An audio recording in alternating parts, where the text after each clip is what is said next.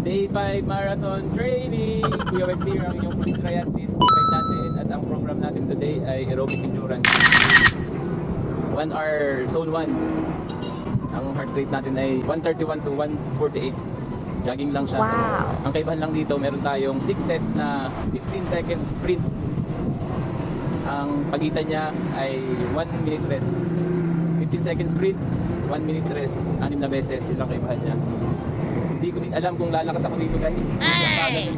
For 1 hour. Tapos sprint. Ang tawag daw dun ay aerobic endurance. Run. So testingin natin. Tiwala lang tayo sa program. Let's go. Let's go. Yes, SNJNF. Akit tayo. Evening run. God. Sa marunner natin mga kaibigan. Yung mabasket. At si Pat Reyesa. Sandali, hindi pa pala na. Oo, pinang-watch.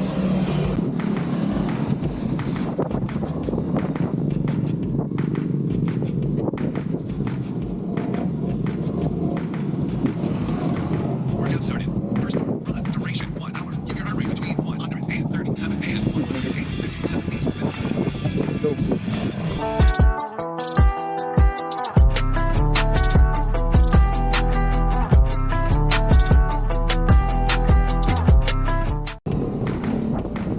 Sa isang oras na mabagal na pagtakbo, tuturuan natin ang ating puso na maging matibay. Para kahit iwanan tayo. Tapos na tayo sa 1 hour zone 1 jogging. Ngayon naman ay ganito naman ang itsura ng 15 seconds na sprint. Let's go. 15 seconds.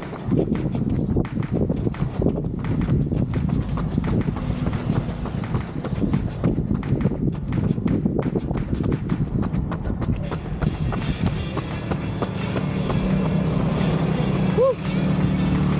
1 minute rest, 1 minute rest. Then 15 seconds sprint ulit. Ganun lang siya, guys. Ang dilim. Doon tayo tatakbo sa maliwanag. Pagod. Within 1 hour and 7 minutes. Tapos natin yung training program natin for today. Tapos natin yung ating puso na mapaglaruan. Paglaruan kasi from low intensity, data yung 15 seconds na high intensity. 1 minute rest. Papractice natin ang ating puso na umibig. Let's go!